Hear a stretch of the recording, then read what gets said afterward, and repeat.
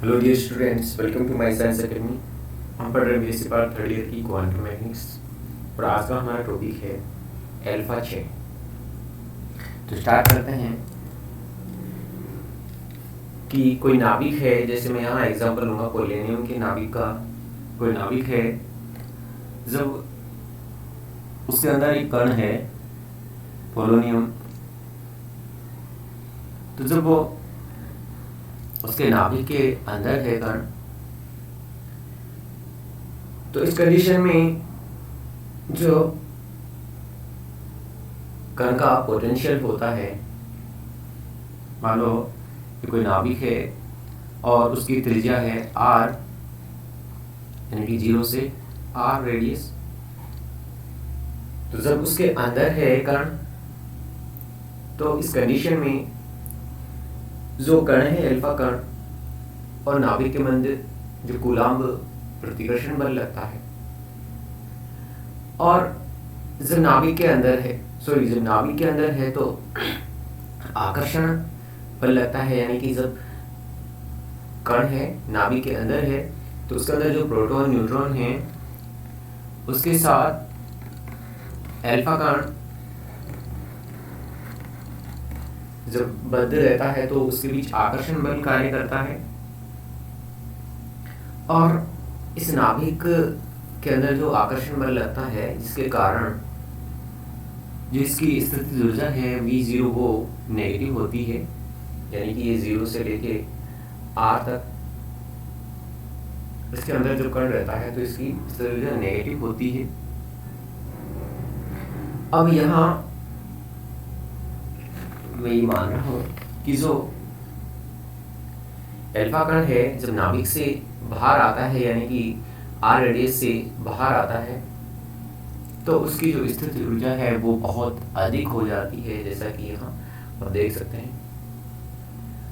अब जब ये अल्फा कण है ये R रेडियस से RC तक गति करता है, क्योंकि इस अल्फा कण को नाभिक से बाहर निकलना है, तो इसे एक बहुत ऊंची बाउंड्री कंडीशन जो है यहाँ VR उसको पार करना पड़ेगा। अब इसके लिए ये जो विभव प्राचीर है इसको अगर इसकी मैं बात करूं जिससे पोलोनियम नाभिक होता है, तो पोलोनियम नाभिक के लिए जो ऊर्जा है वो 2 से 10 मेगा इलेक्ट्रॉन वोल्ट होती है, और ये जो विभव प्राचीर है इसकी वैल्यू कैलकुलेट की गई है वो 20 मेगा इलेक्ट्रॉन वोल्ट होती है। यानी कि इस तरह से इसको यहाँ से पार नहीं कर सकता। फिर ये यहाँ से बाहर निकलने के लिए इसकी एनर्जी होती है कि इस पाथ के थ्रू बाहर निकलता है, जिसे हम टनलिंग इफेक्ट यानी कि सुरंग प्रभाव से समझ सकते हैं। देखिए, मैंने अल्फा कण की जो ऊर्जा है वो E मान ली है। अब जो सुरंग प्रभाव में पारगमन गुणांक होता है वो T equal to 1 plus V0 square upon में 4E V0 minus E exponential K2A upon में 2A का होल स्क्वायर होता है। और यहाँ जो K2A है वो 1 से वेरी वेरी लेस देन होता है। आगे इसको सोल्व करते हैं तो ये आता है K equal to 16 E V0 minus E upon में V0 square into exponential minus 2K2A, equation 1 दे देते हैं। और यहाँ जो K है ये होता है √2m h cross square V0 minus A into A। और देखिए जो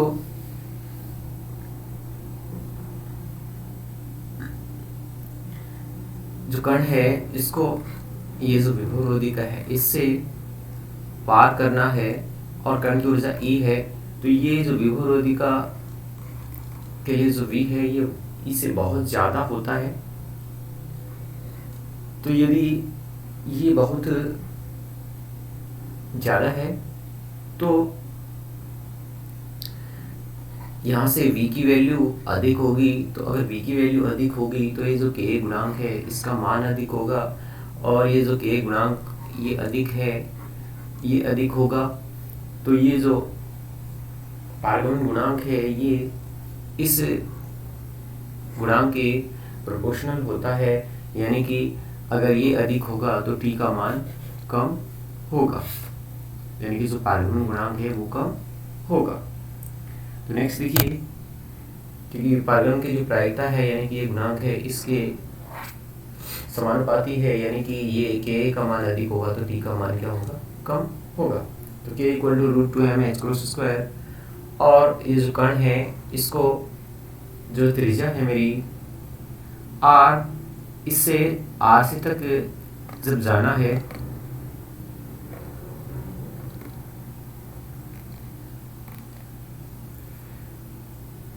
r त्रिज्या से इसको जब r से तक जाना है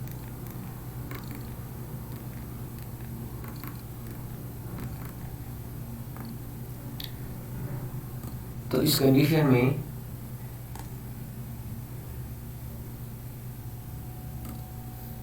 यहाँ से यहाँ तक जाने के लिए R से तक जाने के लिए इसको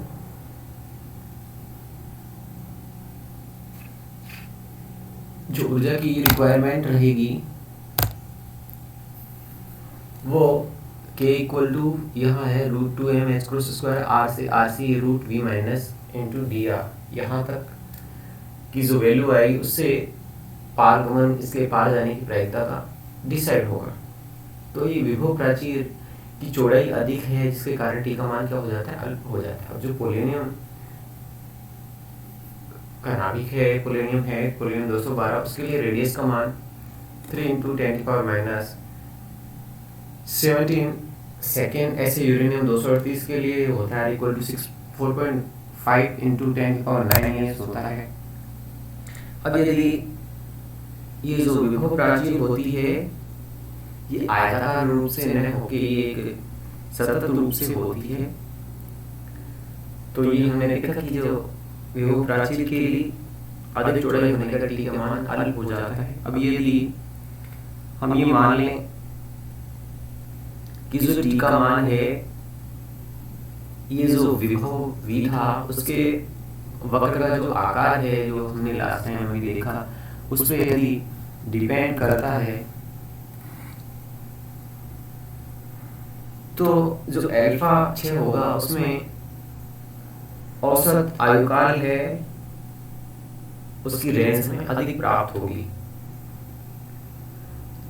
अब हमने ये मान लिया कि जो नाभिक का पृष्ठ है एक विभव दीवार की भांति यदि माने तो जो कण है नाभिक की दीवार से बार-बार टकराएगा क्योंकि इसको बाहर जाना है। तो एक टक्कर में जो अल्फा कण के बाहर निकलने की जो प्रायिकता है वो पारगमन गुणांक के बराबर होती है। अब कण को नाभिक से बाहर निकलने के लिए अल्फा कण को 120 कोटि टक्करें करनी होगी। तो यदि पोलेनियम 204 के लिए माने तो अल्फा कण की ऊर्जा इसके लिए equal to 5.4 mega electron volt है, और इसके लिए विभव 1/10⁻⁻7 मीटर पर सेकंड है, और इसकी आर है 6.5 फर्मियन। ऐसे ही